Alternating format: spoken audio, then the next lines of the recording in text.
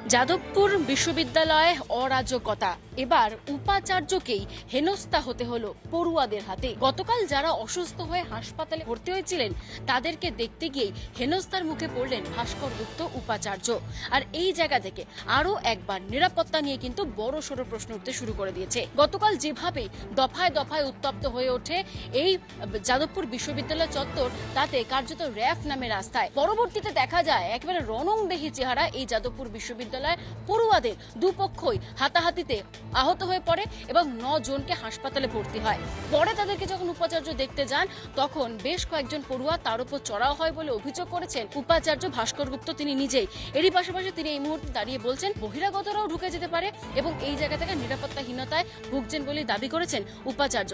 সব মিলিয়ে যাদবপুরের চিত্রটা কি কোনোদিনও বদলাবে না, এ প্রশ্ন কিন্তু এই মুহূর্তে উঠতে শুরু করে দিয়েছে। ভিডিও জার্নালিস্ট মোহিতের সঙ্গে ইন্দ্রিলা ঘোষের রিপোর্ট, রিপাবলিক বাংলা, কলকাতা।